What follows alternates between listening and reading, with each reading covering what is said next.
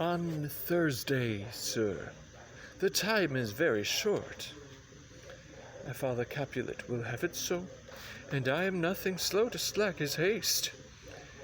You say you do not know the lady's mind. Uneven is the course, I like it not. Immoderately she weeps for Tybalt's death, and therefore have I little talk of love. For Venus smiles not in a house of tears. Now, sir, her father counts it dangerous that she do give her sorrow so much a sway, and in his wisdom hastes our marriage to stop the inundation of her tears, which, too much minded by herself alone, may be put from her by society. Now, do you know the reason of this haste? I would I knew not why it should be slowed. Look, sir, here comes the lady toward my son. Happily met, my lady and my wife. That may be, sir, when I may be a wife. That may be, must be love on Thursday next. What must shall be, that's a certain text. Come you to make confession to this father? To answer that I should confess to you. Do not deny to him that you love me. I will confess to you that I love him. So will you, I am sure that you love me.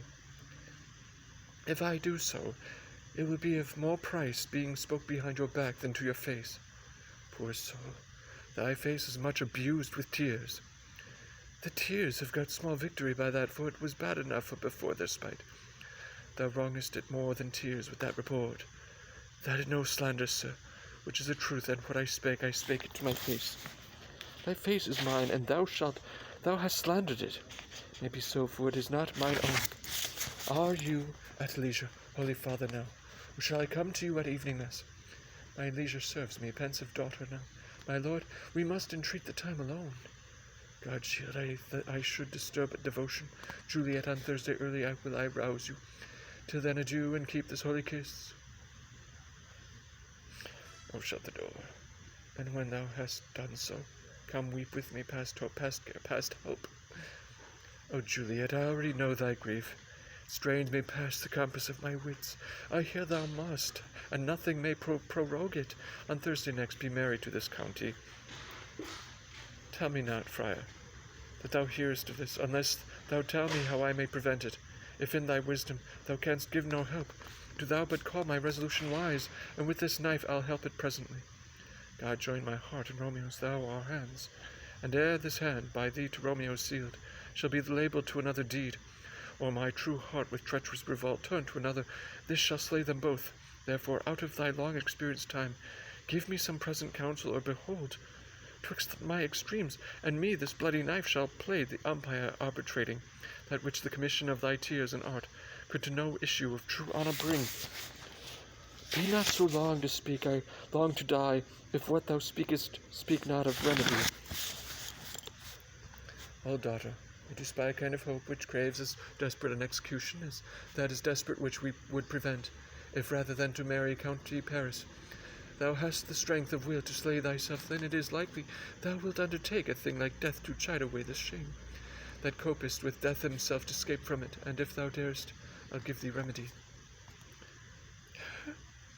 Oh, bid me leap, rather than marry Paris, from off the battlements of any tower, or walk in thievish ways, or bid me lurk where serpents are. Chain me with roaring bears, or hide me nightly in a charnel house, or covered quite with dead man's rattling bones, with reeky shanks and yellow chapless skulls, or bid me go into a new-made grave, and hide me with a dead man in his shroud. Things that to hear them told have made me tremble, and I will do it without fear or doubt, to live an unstained wife to my sweet love. Hold then, go home, be merry, give consent to marry Paris. Wednesday's tomorrow night. Look that thou lie alone. Let not the nurse lie with thee in thy chamber. Take thou this vial, being then in bed, and this distilling liquor drink thou of, when presently through all thy veins shall run a cold and drowsy humour, for no pulse shall keep his massive progress but surcease, no warmth, no breath shall testify thou livest, the roses in thy lips and cheeks shall fade. To pally ashes thy eyes' windows fall, like death when he shuts up the day of life. Each part deprived of supple government shall stiffen, stark, and cold appear like death. And in this borrowed likeness of shrunk death thou shalt continue 42 hours, and then awake as from a pleasant sleep. Now when the bridegroom in the morning comes to rouse thee from thy bed, there art thou dead.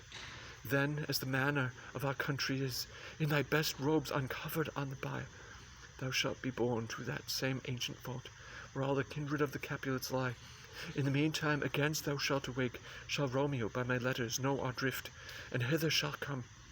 And he and I will watch thy waking, and that very night shall Romeo bear thee hence to Mantua. And this shall free thee from this present shame, if no inconstant toy nor womanish fear abate thy valour in the acting it.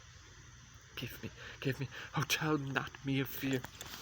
I'll get you gone, be strong and prosperous in this resolve. I'll send a friar with speed to Mantua with my letters to thy lord. Lord, give me strength, and strength shall help afford. Farewell, dear father.